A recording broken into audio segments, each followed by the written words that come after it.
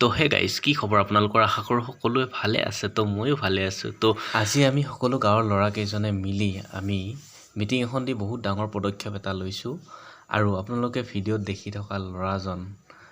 হয়তো চিনি পাইছে সেইজন মিচিকীয়া হাঁহিৰে মই তেওঁক সবিশেষ চিনাকি কৰাই দিয়াৰ কোনো প্ৰয়োজনে নাই বুলি ভাবোঁ অসমৰ ইমূৰৰ পৰা সিমূৰে তেওঁক চিনি পায় এতিয়া জুবিনদাৰ হকে তেওঁ বহুতো মাত মাতি আহিছে আগত কথা কৈছে তো সেইজন ব্যক্তি চিৰঞ্জীৱ কাশ্যপ তো এখেতৰ যিখিনি মাটি আছে আমাৰ গাঁৱৰে ল'ৰা হয় তেখেতে এটা বহুত ডাঙৰ পদক্ষেপ লৈ আমাৰ ওচৰলৈ আহিছে জুবিন লেণ্ড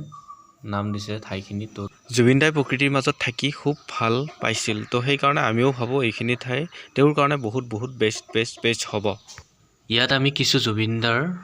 পিন্ধা পোছাক জোতা টুপি এনেকুৱা ধৰণৰ বহুত বিভিন্ন ধৰণৰ বস্তু বাদ্যযন্ত্ৰ ইয়াত আমি সজাই তুলিব বিচাৰিছোঁ আৰু বিভিন্ন ধৰণৰ ইয়াত গীত বাদ্যযন্ত্ৰ বজোৱা সা-সঁজুলি থাকিব আৰু প্ৰশিক্ষক থাকিব ইয়াত বিভিন্ন ধৰণৰ আপোনালোকে ভিডিঅ'ত মোৰ এণ্ডলৈকে দেখি থাকিব সো চেনেলটো সাবস্ক্ৰাইব কৰি থলেই হ'ল আৰু আজি আমি মাটিখিনি চাইছোঁ আৰু তেওঁ দেখুৱাই আছে যে এনেকুৱা হ'ব তো আৰ্কিটেক্টছ আহিব ইয়াত আৰ্কিটেক্টছে ভালকৈ নক্সাখন দি দিব আৰু মানুহবিলাক আহিব